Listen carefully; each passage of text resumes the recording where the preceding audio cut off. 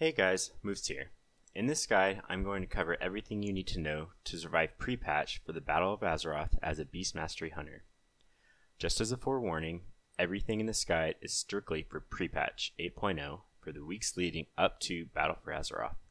Many of the things in this video may not hold true at 1.20, so check back for an updated guide once Battle for Azeroth is released. As with everything in the last couple weeks, tuning is likely to happen, so please be wary and check for updates often.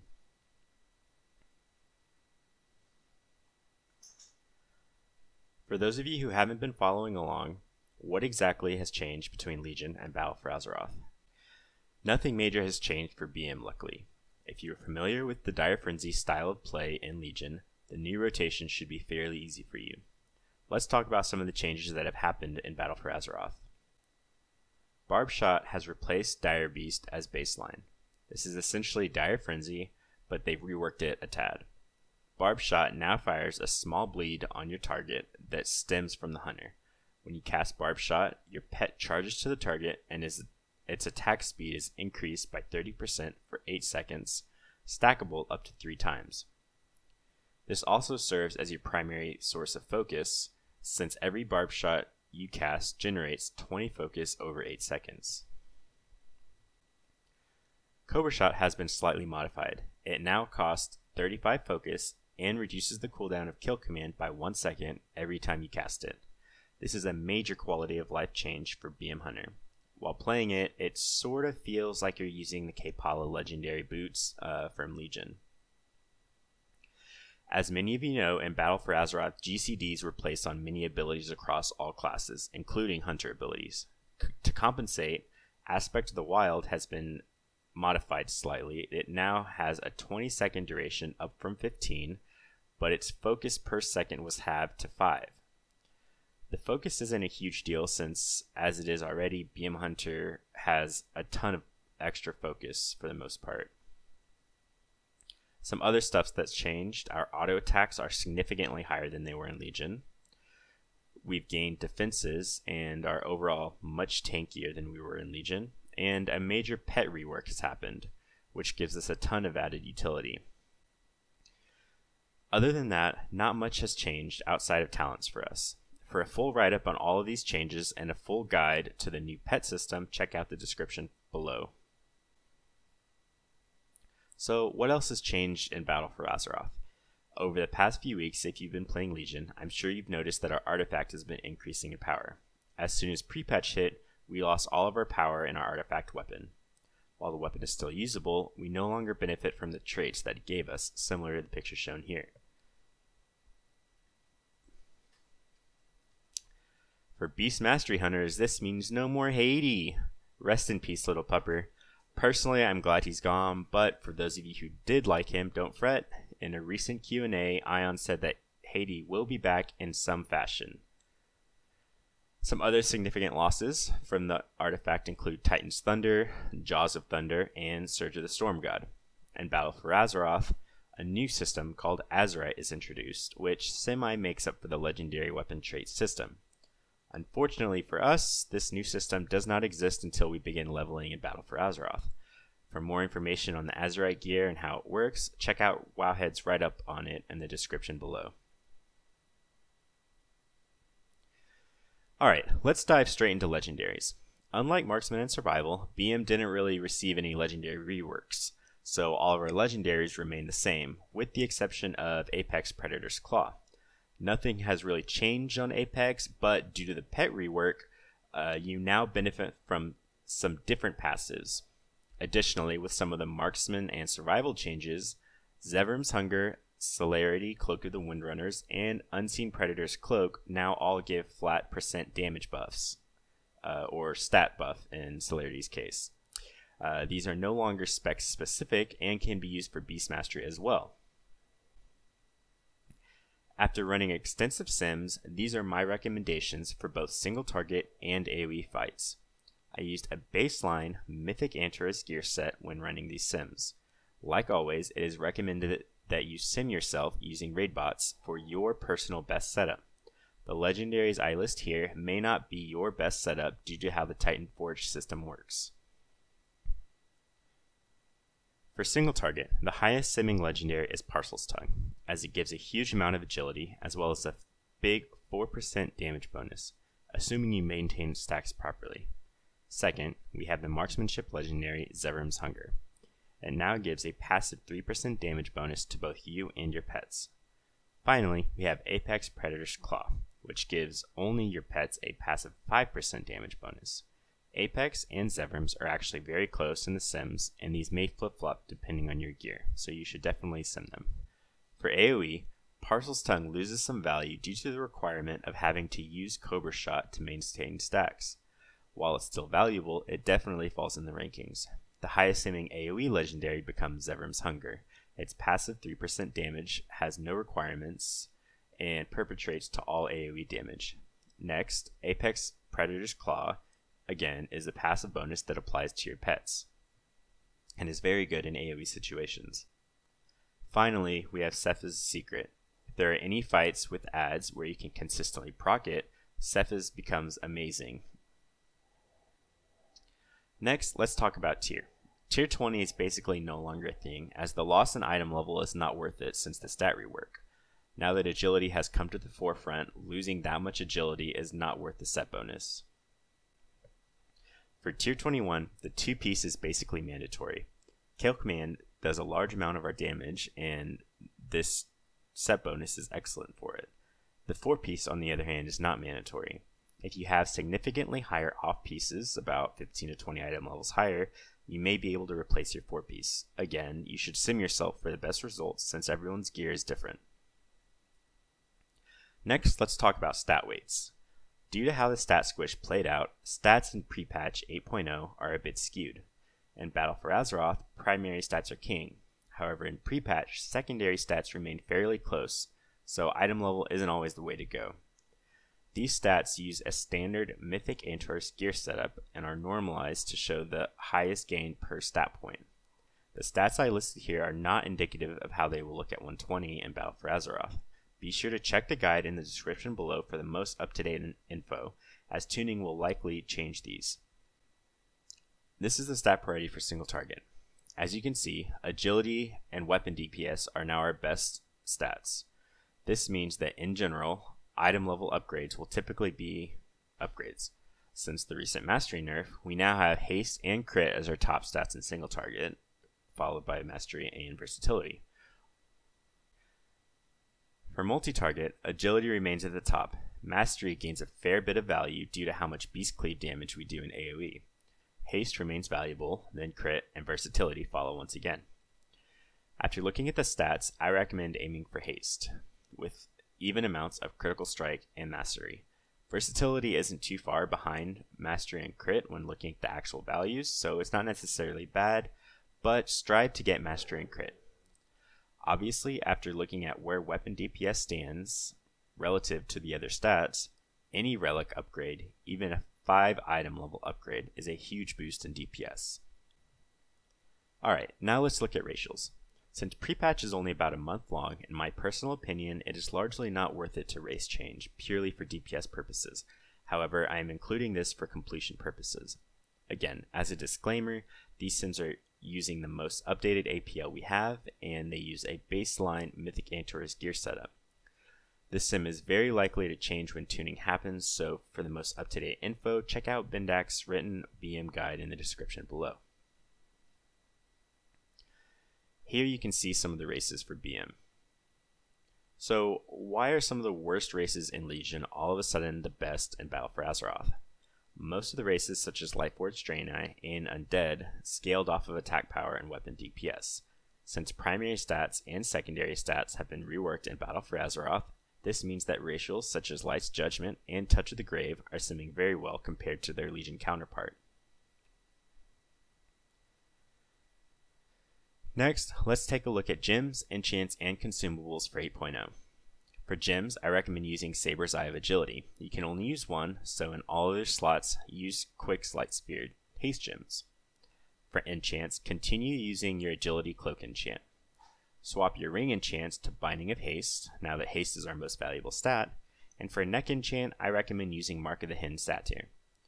Due to the squish, Hidden Satyr's scaling came out on top compared to the other enchants. Mark of the Claw is also notable for a good AoE option. Lastly, for flasks, continue using 7th Demon. For potions, keep using Prolonged Powers. And for food, use Lavish Suramar Feast. If no feast is available, use a Jari Salad for the haste food. In this guide, I will only discuss the common talent builds used. For an in-depth info on the other talents with simulations and comparisons, check out the guide below in the description. The first talent setup is our best talent setup for pure single target in raid scenarios. The talents include Killer Instincts, Chimera Shot, Natural Mending, a Murder of Crows, Post Haste, Stomp, and Aspect of the Beast.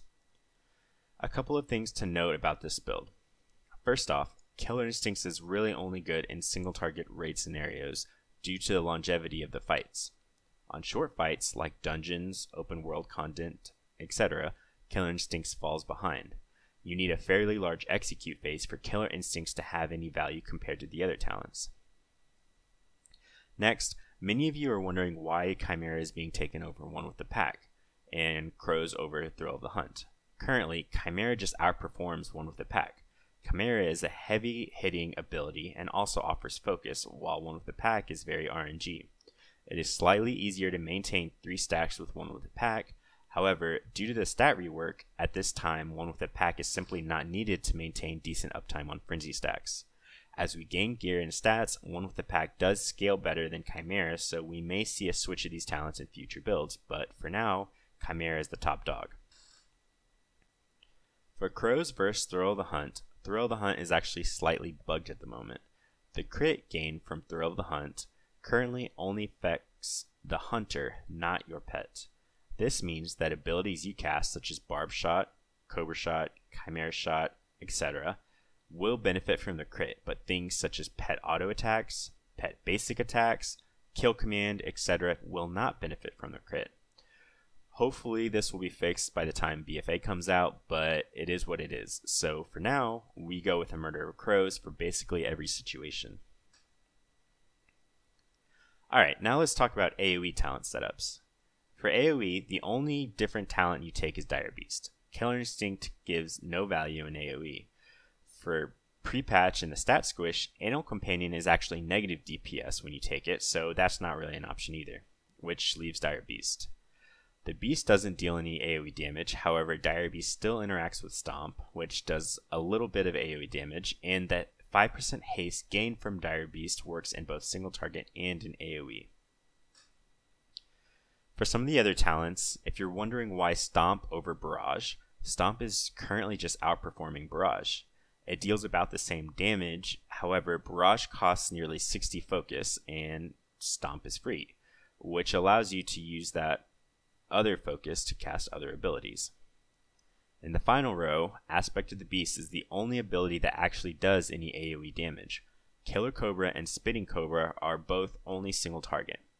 However, for Aspect of the Beast, your pet's basic attacks are also affected by Beast Cleave, making Aspect of the Beast the best in AoE situations, and even in single target it is also the best simming currently in that situation as well. On a side note, Aspect of the Beast also empowers your pet's passive abilities such as endurance training, adding to your utility and defenses, making it all around the best talent in that last row. Alright, lastly, let's look at our rotation in Battle for Azeroth. Our rotation in BFA is very similar to how the Dire Frenzy build played in Legion. Your primary goal is to maintain 3 stacks of Frenzy as long as possible. After that, you have a priority order of abilities that you cast. One of the big differences between Legion and Battle for Azeroth is the amount of focus we have. For focus generation, our total focus remains the same, but the GCD change and the addition of Chimera Shot have given us even more focus.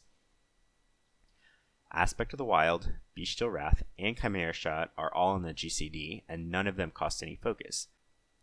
This means that previously in Legion, where we would have been casting a Cobra Shot and spending focus during this time, we now generate focus in these spots. In addition, Chimera Shot gives us 10 to 20 focus every 15 seconds. All of this to say that the rotation in Battle for Azeroth is much more active and has way less weighting than you had in Legion. I personally enjoy it a lot more than I did in Legion, and it's way less boring. Between maintaining frenzy stacks and almost always having something to cast, it adds a bit of complexity to the rotation as compared to Legion. Alright, here's a standard priority for Beast Mastery Hunter. Your utmost concern is maintaining 3 stacks of frenzy via Barbed Shot. Whatever you do, try not to drop this if possible. Next, cast Aspect of the Wild. Try to cast Aspect of the Wild preemptively before the fight starts. Next, cast a Murder of Crows. Again, try and cast a Murder of Crows before Bestial Wrath. Cast Bestial Wrath. Cast Kill Command. Cast Chimera Shot. Barbed Shot if you will cap on charges. Cobra Shot during downtime or to dump focus. So, some things to keep in mind when you're performing this rotation. Be conservative on spamming Cobra Shot. Don't deplete yourself too much, and make sure you have enough focus for all your other abilities. That being said, with as much focus as we have, we will be spamming Cobra Shot a decent amount. In addition, with the cooldown reduction that Cobra Shot gives Kill Command, we do want to be spamming this a decent amount. There's a fine line between spamming it too much and not enough. Try to have close to full focus prior to using Bestial Wrath, so you can use as many abilities as possible during your Bestial Wrath window. Hold Aspect of the Wild and a Murder of Crows for Bestial Wrath. Cast both Aspect of the Wild and a Murder of Crows prior to using Bestial Wrath if possible, to avoid wasting globals inside of Bestial Wrath. Try to preemptively dump focus prior to using Chimera Shot to avoid capping when using it. Don't be too concerned with capping though, as delaying Chimera Shot for more than a second or two is bad. Let me talk a little bit more about Barbed Shot, as it is largely the most complex thing as a Beast Mastery Hunter in Battle for Azeroth. Unlike the old Dire Beast from Legion, Barbed Shot is not something that you should always keep on cooldown. You need to time it around extending your pet's frenzy stacks as much as possible. Each stack gives your pet 30% attack speed, and it stacks all the way up to 90%. Keeping it at 3 stacks is a significant DPS gain, since pet auto attack damage now does a large portion of her overall damage. Keeping the stacks rolling is a top priority. If frenzy is about to fall off within the next GCD or 2 seconds to be safe, you should be casting Barbed Shot before anything else to refresh your pet's frenzy stacks. You should never ever sit on 2 stacks of Barbed Shot, or else you waste potential Barbed Shot casts due to wild call procs. You should also cast Barbed Shot if your second charge will be ready in about 8 seconds. If frenzy falls off your pet because you ran out of Barbed Shot charges, it's best to wait until you have 1 full charge of Barbed Shot, plus less than 8 seconds remaining on the second charge. That way you can guarantee your next stack will always get at least up to 2 stacks. Never use Barbed Shot when Bestial Wrath is available, or else it wastes cooldown reduction. This shouldn't be a problem in most cases, since you almost never want to delay Bestial Wrath. However, occasionally due to Bestial Wrath's GCD introduction in Battle for Azeroth, you will have to occasionally use Barbed Shot when Bestial Wrath is almost available or just became available, just to maintain 3 stacks. It is better to maintain 3 stacks and waste the cooldown reduction than to drop the stacks and use the Barbed Shot for cooldown reduction. A typical opening sequence looks something like this. Precast Aspect of the Wild. Make sure to have pet attack macroed into Aspect of the Wild along with some of your other abilities so that your pet starts running in prior to casting all of your other abilities. Next, cast a Murder of Crows if you have taken this talent. Next, cast Bestial Wrath. Your pet should be at the boss or very close to the boss by the time you hit Bestial Wrath, if you had pet attack macroed into Aspect of the Wild properly. Next, cast Kill Command. Next, Chimera Shot. Then you want to start building your frenzy stacks. Cast Barbed Shot. Cast Cobra Shot. Cast Kill Command. And cast Barbed Shot again. Etc., etc. Maintaining 3 stacks for as long as possible, and then following the priority order as I mentioned earlier. Maintaining 3 stacks of frenzy while casting our other abilities is fairly easy to do on single target, once you get used to it.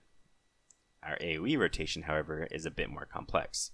Once again, our primary goal in AoE is to maintain 3 stacks for as long as possible. For AoE though, we now also have to maintain Beast Cleave as much as possible. Adding these two together, our AoE turns into a weaving style of play. In simple terms, our AoE is basically something like this. Cast multi-shot, cast X, cast X, cast multi-shot, cast X, etc., where X is any of our other globals such as Beast Wrath, Aspect of the Wild, a Murder of Crows, Kill Command, etc. The hard part here is being able to judge and maintain 3 stacks of Frenzy while maintaining this 3 ability cycle. It gets a bit more complicated when taking into account the Bestial Wrath cooldown reduction mechanic from Barbed Shot and all of the GCDs of Bestial Wrath, Aspect of the Wild, etc. It may seem like a lot of things to keep track of, but it actually gets a little easier when you're actually doing the rotation. While performing this weaving style of play, keep in mind the following priority order for AoE. Again, maintaining 3 stacks is your top priority. Next, cast Aspect of the Wild. Again, strive to cast this prior to the pull if you're starting out of combat or prior to when a large amount of adds spawn. Cast a Murder of Crows.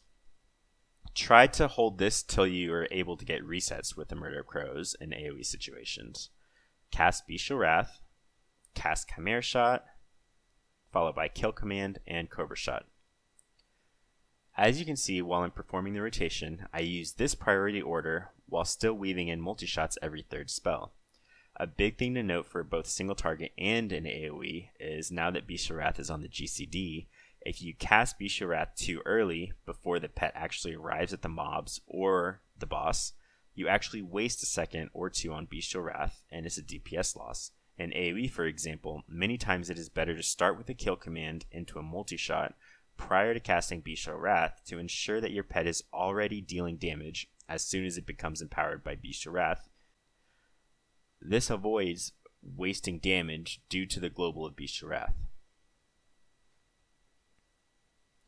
Alright guys, that about wraps it up for my pre-patch guide for Beast Mastery Hunter. As always, follow and subscribe to get more info on all things Hunter.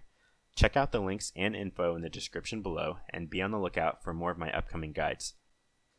Thanks for watching.